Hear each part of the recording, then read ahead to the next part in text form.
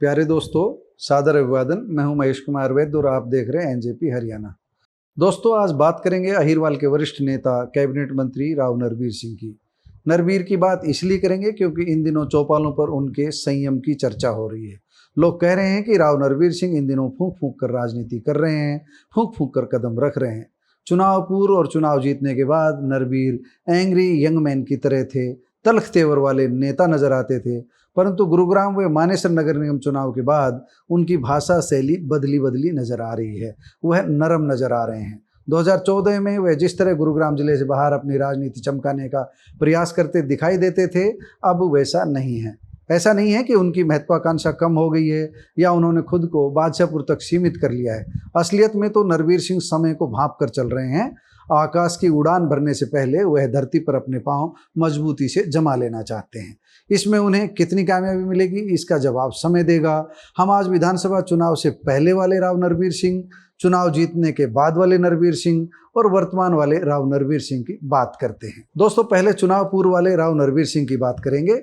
नरवीर सिंह ने जब टिकट पर संकट देखा तो उन्होंने भाजपा को ही खुलकर ललकार दिया था।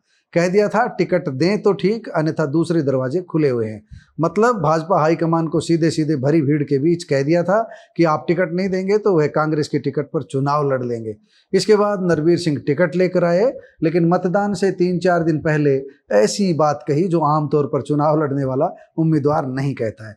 नरवीर सिंह ने पार्टी में ही अपने विरोधियों को ललकारते हुए कह दिया था कि भाई रड़क मत छोड़ देना, कभी बाद में कहो कि कसर रह गई। मतलब विरोधियों को सीधे कह दिया था कि उन्हें हराने में जितनी ताकत लगानी है वह लगा लीजिए। नरवीर सिंह की यह धमकी उन लोगों के लिए थी जो बादशाहपुर से टिकट की दौड़ में शामिल थे। ये भाजपा के पुराने चेहरे थे। इस धमकी के बावजूद नरवीर सिंह चुनाव जीते और कैबिनेट मंत्री बने। मंत्री बनने के बाद तो सरकार उनकी थी, लेकिन उन्होंने बीच बैठक में ही अधिकारियों को खूब खरी खोटी सुनाई। कई अधिकारियों को अप्रत्यक्ष रूप से भ्रष्टाचारी घोषित किया। उन्होंने उनको भ्रष्टाचारी साबित करने में कोई कसर नहीं छोड़ी। फिर गुरुग्राम व मानेसर नगर निगम का चुनाव आया।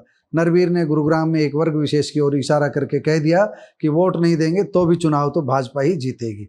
नरवीर सिंह की बात सही साबित हुई, भाजपा चुनाव भी जीती, लेकिन नरवीर सिंह के अपने कई चेहरे चुनाव हार गए। गुरुग्राम नगर निगम में जहां उनके चहेते पार्षद उम्मीदवार झटका खा गए, वहीं मानेसर में मनोहर लाल व नरवीर सिंह के चहेते मेयर उम्मीदवार सुंदरलाल सरपंच चुनाव हार गए और राव इंद्रजीत सिंह में आस्था रखने वाली निर्दलीय मेयर उम्मीदवार डॉक्टर इंद्रजीत बाजी मार गई।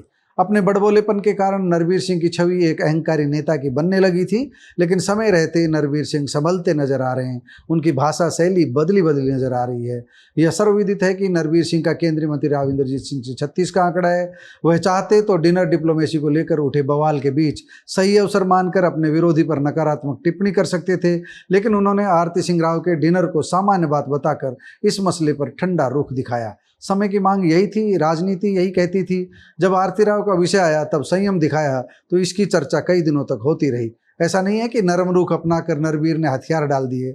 हम सिर्फ भाषा के संयम की चर्चा कर रहे हैं। जहां तक अपनी जड़ मजबूत करने का सवाल है तो नरवीर इस काम में बिना तीखी बयानबाजी के जुटे हुए हैं। उन्होंने बयानबाजी का तरीका बदला है, अपने प्रयास कम नहीं किए हैं। आपने देखा होगा पिछले दिनों मानेसर के जो 7 निर्दलीय पार्षद भाजपा में शामिल हुए थे, उनके पीछे नरवीर सिंह की भी अहम भूमिका थी।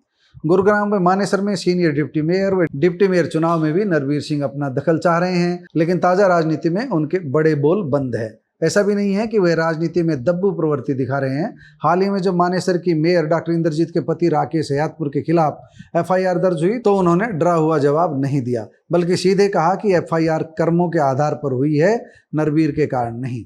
नरवीर को जो करना है वह कर रहे हैं, लेकिन पहले गुरुग्राम में अपनी जड़ों को मजबूत करने का प्रयास है। आने वाली 2 अगस्त को गुरुग्राम के अरावली क्षेत्र में जिस मातृवन की लॉन्चिंग होने जा रही है, वह प्रयास नरवीर सिंह की राजनीतिक ताकत को बढ़ाने वाला माना जा रहा है, क्योंकि केंद्रीय मंत्री मनोहर लाल और भूपेंद्र यादव दोनों ही मातृवन की लॉन्चिंग में पहुंच रहे हैं, बतौर मुख्य अतिथि पहुंच रहे हैं। मनोहर लाल व भूपेंद्र यादव की केंद्र में कितनी ताकत है ये बताने की जरूरत नहीं है। इस कार्यक्रम के निमंत्रण पत्रों में राव इंद्रजीत सिंह का नाम नहीं है। वह गुरुग्राम के सांसद हैं, लेकिन केंद्र में मंत्री होते हुए भी अतिथियों में उनका नाम नहीं होना यह स्पष्ट करता है कि पार्टी के दिग्गज नेता राव इंद्रजीत सिंह की जगह लेने के लिए नरवीर सिंह बेहद सावधानी से आगे बढ़ रहे हैं। लेकिन राव इंद्रजीत सिंह तेजी के साथ अपनी राजनीतिक विरासत अपनी बेटी व कैबिनेट मंत्री आरती राव को हस्तांतरित करने में जुटे हुए हैं। राव नरवीर सिंह जानते हैं कि पूरे अहिरवाल में अगर स्वीकार्यता बढ़ानी है, अहिरवाल का नेता बनना है, तो इंद्रजीत व आरती राव पर निशाना साध कर नहीं, बल्कि अपनी नींव मजबूत करके ही अपनी स्वीकार्यता बढ़ाई जा सकती है। इसलिए वह इन दिनों किसी भी राजनीतिक विरोधी पर अंगुली नहीं उठा रहे हैं, तीखे शब्द इस्तेमाल नहीं कर रहे हैं। सूत्रों के अनुसार नरवीर गुरुग्राम में खुद को मजबूत करने के बाद किसी न किसी बहाने से रेवाड़ी व महेंद्रगढ़ जिले में भी सक्रियता बढ़ाएंगे, क्योंकि उनका अगला लक्ष्य लोकसभा में जाना नजर आता है। वह जानते हैं कि राव इंद्रजीत सिंह 75 के होने जा रहे हैं और परिसीमन भी होने जा रहा है। उनके लिए केंद्र में आगे बढ़ने के लिए 2029 उचित समय रहेगा। राव इंद्रजीत सिंह ने तो अपनी ओर से अपना विकल्प आरती राव के रूप में दे दिया है, लेकिन भाजपा में राव विरोधी कई नेता खुद राव इंद्रजीत सिंह का विकल्प बनने का प्रयास करते हुए नजर आ रहे हैं। इनमें राव नरवीर सिंह के अलावा डॉक्टर अभय सिंह यादव भी है। नरवीर सिंह छोटी लाइन को मिटाए बिना बड़ी लाइन खींचने की तैयारी में हैं, मतलब आप समझ ही गए होंगे। दोस्तों, आपको हमारी ये रिपोर्ट कैसी लगी कमेंट बॉक्स में जाकर बताइएगा ज़रूर। नमस्कार, धन्यवाद।